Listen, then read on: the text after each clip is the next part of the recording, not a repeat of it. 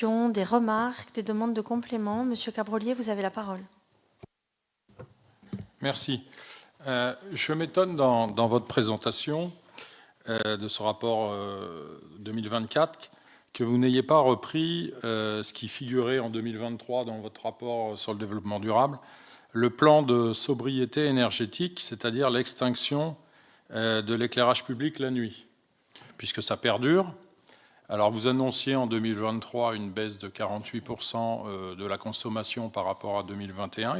Il eût été intéressant de savoir ce que ça donnait en 2024 au vu surtout de la baisse du prix des mégawattheures pour l'énergie, pour l'électricité.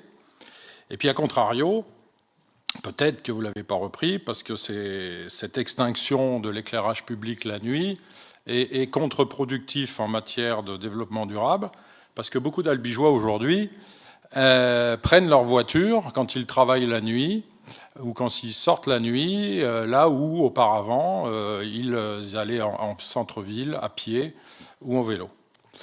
A contrario, je m'étonne qu'il y ait dans votre rapport, donc 2024, mais c'était déjà le cas en 2023, la coopération décentralisée avec Abomey, qui ne participe pas du développement durable, en tout cas sur la ville d'Albi, puisque là on parle du développement durable sur la ville d'Albi. D'autant que vous rappelez dans les orientations budgétaires qu'on verra tout à l'heure, que chaque euro investi doit améliorer la vie des Albigeois.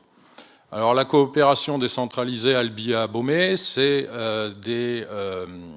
des budgets triannuels, c'est 125 000 euros dans votre rapport sur 3 ans, pour la santé, l'amélioration des soins dans des dispensaires, mais à Abomey, et également la valorisation du patrimoine qui s'attache à porter attention aux communautés féminines qui résident dans les espaces sacrés du site des Palais Royaux.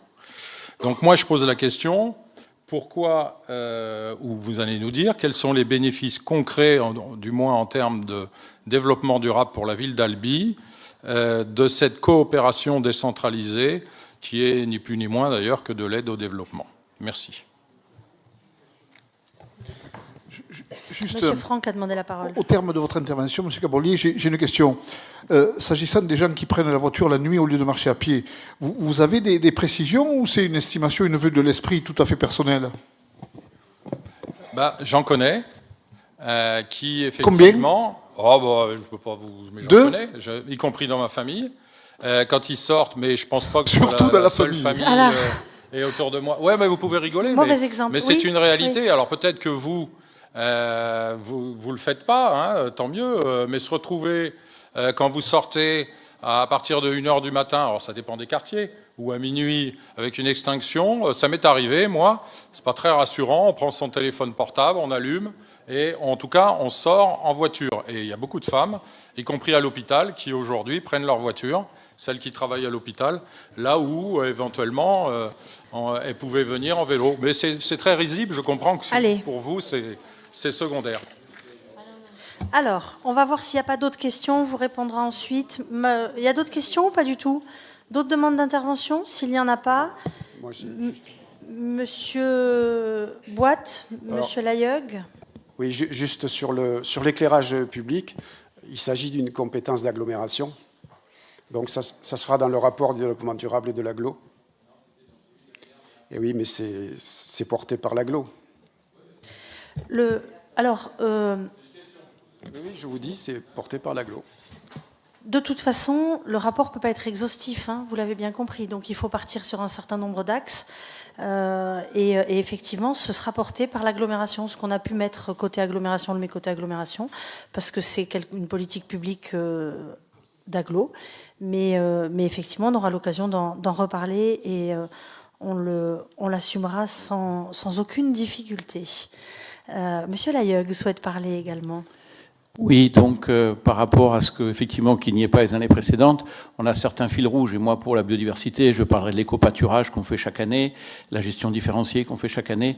Donc ça, on le remet pas, puisqu'automatiquement, voilà, c'est la protection biologique, tout ce qu'on fait au niveau des serres, on le fait systématiquement. Concernant l'éclairage public, je rappelle que les chiroptères, par contre, effectivement, on sait qu'on a la biodiversité qui s'effondre, et donc le fait de diminuer donc l'éclairage, outre les économies d'énergie, où on peut penser effectivement qu'elles sont quand même très très conséquentes, sachant en plus qu'à part pour le travail, effectivement, être à 1 heure dehors, il ne doit pas y avoir beaucoup de monde. Par contre, au niveau des chiroptères, on s'aperçoit que c'est beaucoup plus, il se développe de plus en plus. Donc on a lancé des études justement avec une association pour surveiller un peu, mais vous comprendrez tous qu'à partir du moment où il n'y a plus d'éclairage, donc pour les chauves-souris, ça va nettement mieux. Et je rappelle qu'elles consomment beaucoup de moustiques la nuit, donc tant mieux aussi. Merci. Un petit point s'agissant de la coopération décentralisée. Monsieur Angard a demandé la parole. Oui, c'est juste une précision pour Monsieur Cabrolier. Il n'y a pas de relève à l'hôpital à 2 heures du matin. Merci, Monsieur Angard. Excusez-moi, j'ai failli oublier de vous donner la parole. Mais vous savez, je crois que quand on décide d'être purement démago et de finalement n'avoir d'interventions qui n'ont pas d'autre objectif que d'instiller la peur, le doute, la suspicion, je pense que peut-être que la vérité, finalement, c'est pas juste ce qu'on cherche. S'agissant de la coopération décentralisée, les bras m'en tombent. Et je crois très sincèrement que samedi dernier, je ne sais pas ce que vous faisiez, sûrement des choses très intéressantes, mais vous auriez dû venir au Grand Théâtre pour le colloque qui a été organisé sur les 20 ans de cette coopération décentralisée. Je suis sûre que vous auriez appris énormément de choses. D'abord, je vous engage à regarder ce qu'est le terme de coopération. Parler d'aide au développement, je trouve que c'est non seulement réducteur, mais parfaitement indélicat, voire humiliant pour nos amis. Je pense que vous seriez venu ce matin-là, vous auriez entendu un certain nombre de témoignages sur tout ce qui a pu se passer pendant ces 20 ans. Vous auriez pu vous rassurer sur l'usage de l'argent public des Albigeois, puisque visiblement ça vous inquiète qu'on puisse être dans des logiques de partenariat. Donc rassurez-vous, n'ayez pas peur. L'argent public des Albigeois ne part pas vers les enjeux de santé et de soins. Il y a une association qui travaille sur les enjeux de santé. Elle le fait effectivement, Albi Coopération Santé à Beaumais, depuis 20 ans. Elle le fait avec une petite subvention municipale, mais elle le fait surtout avec la générosité de l'ensemble de celles et ceux qui donnent du matériel, qui donnent des moyens finalement pour que cette association puisse aller travailler avec nos amis béninois. Vous auriez été rassurés de savoir que s'agissant du soin, ce n'est pas la ville d'Albi qui soigne qui que ce soit. De toute façon, ce serait compliqué pour nous, c'est pas dans nos compétences. Mais qu'effectivement, il y a un partenariat qui est en train d'être formalisé entre les deux hôpitaux. Vous auriez sûrement appris, en écoutant le colonel Elan, combien il est enrichissant pour les sapeurs-pompiers du SDIS qui vont travailler à Beaumais depuis des années, au-delà des enjeux de formation, combien c'est enrichissant pour eux de pouvoir réapprendre un certain nombre de choses, réapprendre un certain nombre de techniques.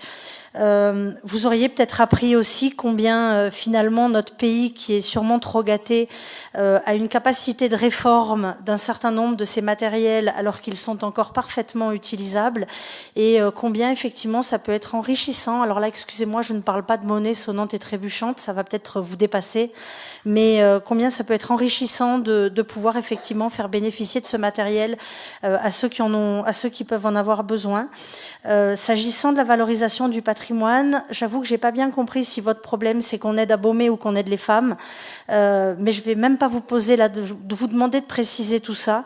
Je vais juste vous dire qu'à Beaumais est une ville de terre et que chaque fois qu'il y a des chantiers qui peuvent être menés là-bas, les gens qui y interviennent, et pour 2025 ce sera l'école européenne de l'art et des matières, en 2024 ça a été un certain nombre d'opérateurs, en tout cas depuis 20 ans ça a été un certain nombre d'opérateurs, de cratères aux compagnons du devoir. et donc l'école européenne depuis quelques mois. Sachez que c'est toujours intéressant, c'est très enrichissant, la connaissance de l'autre, le fait de pouvoir savoir comment ça se passe ailleurs, surtout quand on travaille le même matériau. Et je crois très sincèrement que vous avez raté une belle matinée d'ouverture aux autres, et que très sincèrement, vu le niveau de votre question, ça vous aurait fait beaucoup de bien. S'agissant donc du rapport de développement durable, c'était un prend acte, donc nous passons... Je peux répondre quand même? Mais je vous en prie, allez-y. Parce que bon, vous montez sur vos grands chevaux, j'ai posé une question, vous mettez la coopération dans ce rapport, pour moi, je vous ai posé la question, quels sont les bénéfices concrets pour les Albigeois en termes de développement durable? Que vous fassiez une coopération, chacun a ses idées là-dessus, c'est pas la question.